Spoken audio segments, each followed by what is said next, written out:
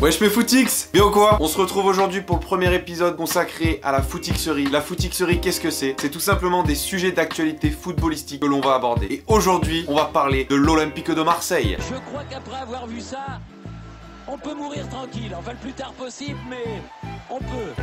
Ah c'est superbe. Quel pied. Ah quel pied. Oh putain.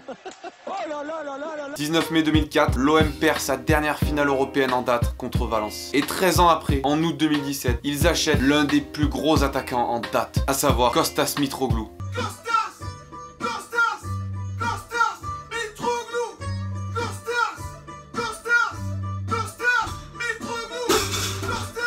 J'avoue, je le chante, mais il a mis un doublé ce week-end, le petit. C'est pas non plus Lewandowski, le type. Qui d'entre vous, il y a un an, m'aurait dit l'OM va être en demi-finale de l'Europa League? Ou pire, l'OM serait au coude à coude pour jouer une qualification en Champions League l'année d'après. Je vais vous dire franchement, c'est exactement la même cote que si le Panama avait gagné la Coupe du Monde.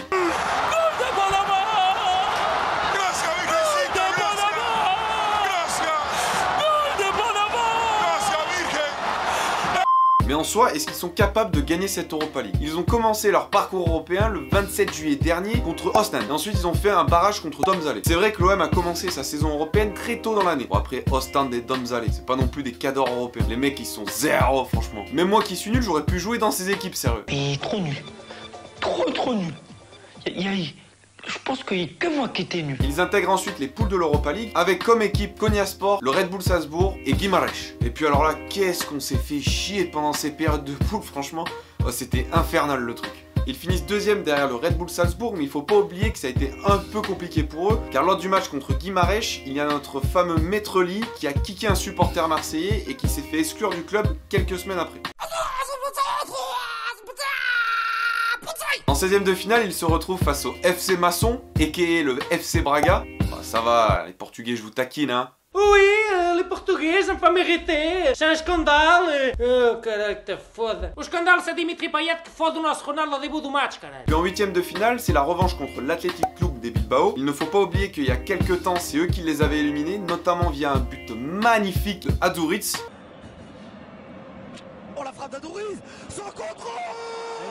Et ensuite arrive ce fameux quart de finale contre Leipzig. Je pense que les supporters marseillais lors de ce match, ils ont complètement perdu leur corde vocale. Mais je pense que les passionnés de football en général ont aussi apprécié ce moment, car dans ce match, il y avait à peu près tout. Après, j'avoue que les Parisiens, je sais pas trop. Bref, on va pas se refaire le quart de finale en entier, mais j'avoue que dans ce match, il y avait à peu près tout. Le scénario, car Leipzig marque très rapidement, l'atmosphère et l'ambiance. L'ambiance, c'était juste de la folie. Le Vélodrome, j'ai cru qu'il allait exploser, sérieux.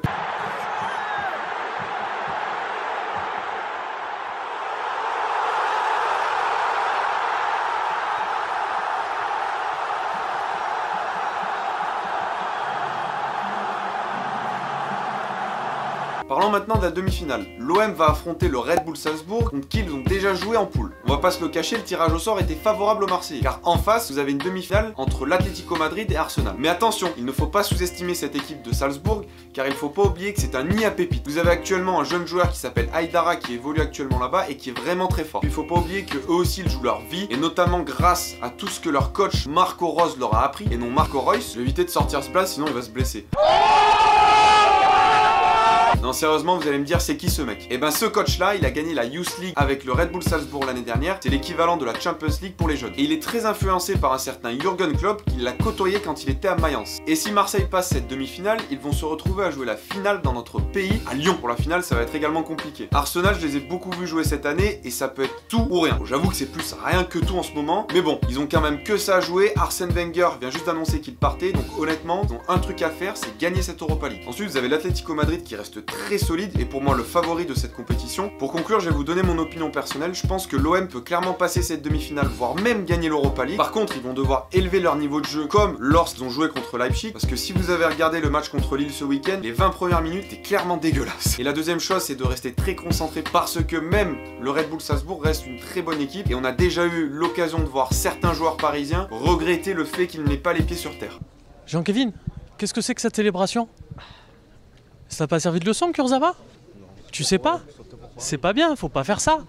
Comme je vous l'ai dit, je pense qu'ils peuvent le faire. Je sais pas ce que vous en pensez. Dites-le moi dans mes commentaires, ça m'intéresse. Voilà, c'est terminé pour ce premier épisode de la Footixerie, les gars. J'espère qu'il vous a plu. Si c'est le cas, comme d'habitude, mettez-moi un pouce bleu et un commentaire pour me dire ce que vous avez aimé. En revanche, si vous n'avez pas aimé cette vidéo, merci de me mettre un dislike et de m'expliquer pourquoi. Vos critiques me permettront de m'améliorer pour les prochaines vidéos et vous proposer de meilleurs contenus. N'oubliez pas de vous abonner à la chaîne Dr Footix. Une vidéo par semaine. On va essayer d'améliorer tout ça petit à petit. Je prends grave de plaisir à vous faire des vidéos. J'espère que c'est pareil pour vous. N'hésitez pas également à me suivre sur les réseaux sociaux. Sur les réseaux sociaux, à savoir Twitter, Instagram, Facebook. N'oubliez pas un truc, la Footixerie n'est jamais finie. On se retrouve très rapidement pour une nouvelle vidéo. Ciao!